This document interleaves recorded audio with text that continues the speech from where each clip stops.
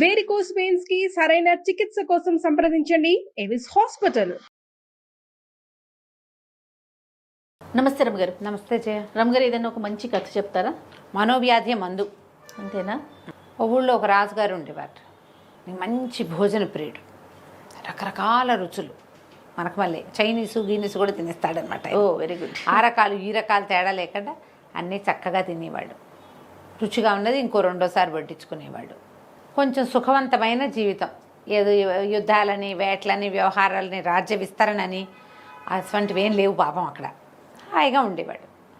ఈ భోజన ప్రియత్వంతో పాటు కొంచెం కదలికలు తక్కువ. ఇప్పుడు వేటకెళ్ళాలి అవి అంటే వచ్చే వారం వేటకెళ్ళాలనుకో, ఇవాళ నుంచి స్ట్రెచ్చింగ్ ఎక్సర్సైజులు మొదలు పెట్టాలి వాళ్ళు లెక్క ప్రకారం. సులగ్గా కదలాలిగా ఒళ్ళు. వేట లేదు అంటే ఎక్సర్సైజు నో. అక్కడి నుంచి యుద్ధాలు, పక్క వాళ్ళు ఎవరన్నా చొరబాట్లు వాళ్ళు వచ్చి మన మీద పడతారు. అప్పుడు మనం ఎంతసేపు సైనికుల్ని వాళ్ళని రెడీగా ఉంచాలి. రాజు కూడా బాగా కత్తిప్పడం, బాణాలు వేయటం ఏదో నేర్చుకోవాలి. దానికోసం కొంచెం ఎక్సర్సైజు మస్ట్. అవేం లేవు అంటే ఇవి కూడా నో. ఏమి అన్నిటికీ నోయే. తిండి మాత్రం ఎస్ వేళకి. అయితే ఏమైంది, ఆయనకు అప్పుడప్పుడు అనిపించేది నేను బరువు పెరుగుతున్నాను అని ఫీల్ అయ్యేవాడు ఆయన. కొన్నాళ్ళకి బాగా బరువు పెరిగానని తెలుసుకున్నాడు. ఆయనకు 40-45లో వచ్చినాయి. 50 ఇంకా రాల. పిల్లలు కలిగారు. పిల్లలు సంతానం బాగానే ఉంది. నానాటికి వస్త్రాలు కొత్తవి కుట్టించాల్సి వస్తుంది. నడక సులువుగా లేదు. పడుకుంటే ఒక పక్క నుంచి ఇంకో పక్కకి తిరుగుతుంటే అబ్బా అనిపిస్తోంది. ఏమిటి నా ఒళ్ళిలా బరువు పెరిగిపోతుందని ఆస్థాన వైద్యుల్ని పిలిచారు. పిలిచి నేను బరువు పెరిగాను, నా బరువు తగ్గించండి అన్నారు. వాళ్ళు మొహమొహాలు చూసుకున్నారు. బరువు తగ్గించాలంటే ఏం చేయాలి? మొదట తిండి తగ్గించాలి, తర్వాత ఎక్సర్సైజ్ పెంచాలి. అది ఆయన వల్ల కాదు, ఇది ఆయనకి రాదు. చాలా మనకు కూడా అంతే. ఎక్సర్సైజ్కి ఒక టైము అన్నది అసలు ఆయన జీవితంలోనే లేదు. ఓకే. ఆయన అవన్నీ ఎవరు చేస్తారు? ఏదైనా మందేసి తగ్గించండి అంటాడు. మందేసి బరువు తగ్గించడం ఎవరి వల్ల కాలేదు. నానాటికి బరువు 50 దగ్గర పడేసరికి మగవాళ్ళకి బొత్స వచ్చేస్తుంది. మనం కూడా చూస్తాంగా. ఇక పెరిగిపోతున్నాడు. ఒక నెలకి తేడా వచ్చేసేది. ఏం చేశాడు ఈయన? మంత్రులతో చెప్పాడు, నా బరువు తగ్గించేందుకు ఎవడైనా తగ్గిస్తానంటే వాడికి అర్ధరాజ్యం ఇస్తా అన్నాడు. రాజుగారు తలుచుకుంటే దెబ్బలకేం కొదవా మరే కదా. మరి అర్ధరాజ్యం. రాజు మంత్రులంతా ఆలోచించుకున్నారు. ఇట రాజుగారు బరువు తగ్గిస్తే అర్ధరాజ్యం ఇస్తామనగానే ఊళ్ళో జనం అంతా పడిపోరు అర్ధరాజ్యం కోసం. అలా కాకుండా ఒక మంచి మార్గం చేద్దామని ప్రకటన సిద్ధం చేయించారు. బరువు తగ్గిస్తే అర్ధరాజ్యం, తగ్గించకపోతే అంతే కదా. అంతే అనేసరికి జనం ఎవరు రాలా. రోజు ఆ ప్రకటన ప్రకటించేవాళ్ళు ఊళ్ళో. రంగయాత్రలాగా కులశేఖర ఆళ్వారి కాలంలో రోజు ఆయన రంగయాత్ర ప్రకటించేవాట. ఓకే. ఏమిటి? ప్రతిరోజు మేము రేపు పొద్దున్నే శ్రీరంగానికి బయలుదేరుతున్నాము, రాదలుచుకున్న వాళ్ళంతా రావండ హో ఏర్పాట్లు అవుతున్నాయి అనేవారు. ప్రతిరోజు ప్రకటించేవారు. ప్రకటిస్తే మొత్తం ఊళ్ళో వాళ్ళు చాలామంది, కొంతమంది సిద్ధపడేవాళ్ళు. తెల్లవారేసరికి రాజుగారికి ఎవరో ఒక భాగవతోత్తముడు వచ్చేవాడు. రంగానే మాను మీరు వెళ్ళండి అని అందరినీ పంపించేవాడు. ఆ రంగయాత్ర నిత్యము ప్రకటితం అయ్యేది, కానీ ఆయన వెళ్ళేవాడు కాదు. అట్లా ఆయన మాత్రం వెళ్ళలేకపోయేవాడు. ఆయన వేరే వచ్చేవి. భాగవత సేవ చాలా గొప్పది. ఎవరైనా భాగవతోత్తముడు వచ్చాడంటే నేను వారిని సేవించుకోవాలిగా. అందుకని ప్రతిరోజు శ్రీరంగానికి ఒక బండి బయలుదేరేది అక్కడి నుంచి, కేరళ దేశం నుంచి. అలాగే ఈ రాజుగారు రోజు ప్రకటన. ఆయన ప్రకటించారా అని అడిగేవాడు. వీళ్ళు మేము ప్రకటించామనేవాళ్ళు. ప్రకటిస్తే ఎవడు వచ్చేవాడు కాదు. ఓకే. రావాలిగా ఎవరైనా, ఎందుకంటే పేకొతురు ఇచ్చేస్తారు. కొంతమంది అందాక వచ్చి రాజుగారి మహాకాయాన్ని చూసి భయపడి ఎక్కడ తగ్గుతుందిలే అని వెళ్ళిపోయేవాళ్ళు. ఒకనాడు ఒక గోసాయి వచ్చాడు. గోసాయి అంటే సరసంగ పరిత్యాగిలాగా కనపడతారు. వాళ్ళ దగ్గర ఏవో మాయాలు, మంత్రాలు, సిద్ధులు ఉన్నాయని అనిపిస్తుంది. అట్లా విచిత్రమైన వాళ్ళు అనమాట. బ్రహ్మచారులుగా ఉంటారు వాళ్ళు. వచ్చాడు ఆయన. ఏదో మామూలు బట్ట కట్టుకుని వచ్చి ఒక ఔపినధారిగా మాత్రమే ఉన్నాడు. సరే లోపలికి వచ్చాడు. రాజభవనం దగ్గరకు వచ్చి ఈ ప్రకటన చూసి వచ్చానని చెప్పాడు. భటులు ఆశ్చర్యపడి, ఇప్పటిదాకా ఎవరు రాలేదే, 6 నెలల నుంచి ప్రకటిస్తున్నాము, ప్రతిరోజు విసుగు విరామం లేకుండా అని చెప్పి ఈయన లోపలికి మోసుకుపోయారు. లోపలికి వెళ్తే మంత్రులు ఆయన స్క్రూటినీ చేయాలి ప్రోగ్రామ్ని. ఏమిటి సంగతి చెప్పండి, ఎలాంటి మందులు వాడతారు, మీరు ఏం వాడిస్తారంటే, మందులు వాడే ముందు లోపల నేను రాజుగారి జాతకం చూడాలన్నాడు. అనేసరికి మంత్రులు ఆశ్చర్యపోయి, జాతకం చూసి మందేస్తాడా? ఈయనెవరో జాతకం చూసి మందేస్తటండి అని రాజుగారికి చెప్పారు. ఆ మహానుభావుడు ఎవడో నేను కూడా చూడాలని ఆయన కూడా వచ్చేసాడు. సభాభవనంలోకి. గోసాయి గారు రాజుగారు ఎదురు బదురుగా కూర్చున్నారు, మంత్రులంతా పరివేష్టించున్నారు. సరే జాతకం తెప్పించారు.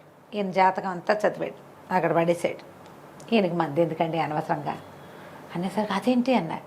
1 రోజులు ఈయన ఆయుష్, ఈ లోపల మళ్ళీ మందు మాకు అవన్నీ ఎందుకు, ఎలాగో నెలే అనగానే రాజుగారికి నిలుగుడ్లు పడ్డాయి. మంత్రులంతా ఆశ్చర్యపోయారు. అదేంటండి అలా చెప్తున్నారు, ఇప్పటిదాకా ఎన్నిసార్లు జాతకం చదివించాం, ఏ నాడు ఇలాంటిది లేదు. అసలు రాజుగారు అల్పాయుష్కుడు అన్న మాట విల్ల 50 ఏళ్ళు కూడా లేనాయన పోవటం అంటే అల్పాయుష్ అనే అనాలి. అంతేగా. అటువంటిది లేదంటే మీ ఇష్టం, నన్ను జైల్లో పెట్టండి తీసుకెళ్ళి, 30 రోజుల్లో ఈయన మరణిస్తాడు, మరణించాక వదిలేద్దురు కానీ కావాలంటే జైల్లో పెట్టండి, నన్ను నాకేం అభ్యంతరం లేదు అనగానే ముందు గోసాయి గారిని తీసుకెళ్ళి జైల్లో పెట్టేశారు. మరి ఆయన ఒప్పుకున్నాడుగా, జైల్లో పెట్టారు. జైల్లో ఏముంది, ఆయన స్నానానికి అనుష్ఠానానికి ఏర్పరిచారు. గోసాయి కదా, ఆయన ఏదో స్నానం చేసి సంధ్యావందనం చేసుకుంటాడు, అందుకని ఆయన అక్కడ పెట్టారు. ఇక రాజుగారి వైపు చూస్తే రాజుగారి బికమొహం పడింది. ఆయన అన్నం తినేటప్పుడు నోరు సహించలేదు, విసుగ్గా ఉండేది. ఇంకేముంది 28 రోజులే, ఇంకేముంది 27 రోజులే, ఇంకేముంది 25 రోజులే అనుకుంటూ రోజులు లెక్క పెట్టుకునేవాడు. ఒక పెద్ద క్యాలెండర్ ఏర్పాటు చేసుకుని తనకు లభించిన రోజుల్ని టిక్కులు పెట్టుకున్నాడు. మెల్లిగా సభాభవనంలోకి రావడం మానేశాడు, వంటశాలలోకి రావడం మానేశాడు. వాసన వస్తుంటే ఏమిటి వాసనలు, ఇవన్నీ వండుతారేంటి, అసలే నేను చచ్చిపోతుంటే అన్నాడు. వంటలు మానేశారు. రకరకాల రుచులు వండేవాళ్ళు, 3 పూట్ల 3 పొద్దులా తినేవాడు. పోయింది, 1 పొద్దులోకి వచ్చింది. కంచం పోయింది, గిన్నె వచ్చింది, జావ వచ్చింది, సగమే అందులో. ఆహారం 0. చాలా దిగులుగా ఉండేవాడు, బతిమలాడేవాళ్ళు. ఇంత జ్యూసో అంత జావో పట్టించేవాళ్ళు బలవంతంగా. ప్రజలతో జనాలతో కలవడం మానేశాడు, చుట్టాలతో మాట్లాడడం మానేశాడు. మంత్రులు వస్తే వాళ్ళ వైపు నిరాసక్తంగా 2 రోజుల్లో పోతాం, మనకెందుకు ఈ రాజకీయాలు, దిక్మాల రాజకీయాలు, అలా పడుకుని ఉండేవాడు. 30వ రోజు కూడా టిక్కు కొట్టి పడుకున్నాడు. తెల్లారి ఇంకా నేను లేవని కృష్ణారామ అనుకున్నాడు. 31వ రోజు పొద్దున్నే లేచి చూసుకున్నాడు, ఇదేమిటి తెల్లవారింది, నేను బతికే ఉన్నాను అని చూసుకుంటే బట్టలు గిట్ల అన్నీ మామూలుగానే ఉన్నాయి. అందరూ మామూలు సుప్రభాతాలు పాడుతున్నారు ఎవరి దారిని వాళ్ళు. లేచి చూశాడు, అంతా మామూలుగానే ఉంది. తను చూస్తే బాగానే ఉంది. అక్కడ ఎవడరా, అక్కడ మంత్రి గారిని పిలుచుకురా, చిన్న మంత్రులందరినీ కేకేసుకురాని గబగబా పరిగెత్తుకుంటూ బయటకు వచ్చాడు. అందరూ వచ్చారు. ఎక్కడన్నాడు ఆ గోసాయి, పట్టుకోండి, మనం పట్టుకురండి, చచ్చిపోతానన్నాడు. ఎక్కడ చచ్చిపోయాను, నేను శుభ్రంగా ఉన్నాను అని చెప్పి ఆయన వచ్చే లోపల ఈయన గబగబా పరిగెత్తుకుంటూ వెళ్ళి స్నానం చేసి వచ్చేసాడు. అంతకుముందు అంత సరిగ్గా స్నానం సంధ్యలు లేవు. దేవతార్చన దగ్గరికి వెళ్ళి 4 పువ్వులు పడేసి వచ్చాడు. ఎవరో బ్రేక్ఫాస్ట్ పట్టుకొస్తే ఇప్పుడేం వద్దు, నేను ఆయన చూడాలి అని చెప్పి పరిగెత్తుకుంటూ సభాభవనానికి వెళ్ళిపోయాడు. ఈ లోపల గోసాయిని ఆయన పూజ చేసుకుంటాడు. ఆయన అనుష్ఠానంలో ఆయన ఉన్నాడు. అదంతా పూర్తయ్యాక భటులు 4 ఆయన పెడరెక్కలు విరిచి కట్టి పట్టుకొచ్చారు. రాజుగారు కోపంగా ఉన్నాడు కదా, ఆయన అడిగాడు గోసాయిని, ఏమయ్యా నీకు బుద్ధి ఉందా, నువ్వు మనిషివేనా, 30 రోజుల్లో చచ్చిపోతానన్నావు, ఇవాళ 31వ రోజు, నేను చావలేదు, ఎందుకు నన్ను ఇంత హింస పెట్టావు నువ్వు, ఈ 30 రోజుల నుంచి ప్రాణభయంతో ఎంత బాధపడ్డాను నేను, నువ్వు గోసాయివి కదా, అట్లా పైగా వెళ్ళి జైల్లో కూర్చున్నావు, నువ్వు బాధపడ్డావు, ఇట్లా చేయొచ్చా నువ్వు అన్నాడు. అనేసరికల్లా గోసాయి అన్నాడు, దానిదే ఉందండి, మీరు సభాభవనానికి ఎలా వచ్చారు, ఎలా వస్తాను, నడిచి వచ్చాను అంటే, నిదానంగా నడిచారా స్పీడ్గా నడిచారా అని అడిగాడు. పరిగెత్తుకుంటూ వచ్చానయ్యా, నీకెందుకు అన్నాడు. మరి మీరు పరిగెత్తి ఎన్నేళ్ళు అయిందండి, ఇప్పుడు ఎలా పరిగెత్తగలిగారు, ఒకసారి మిమ్మల్ని మీరు బాగా చూసుకోండి అన్నాడు. మంత్రులకు అప్పుడు తట్టింది. ఈయన చిక్కి శల్యమైపోయాడు, సన్నగా ఉన్నాడు, చులాగ్గా. మీరు హాయిగా ఉన్నారు,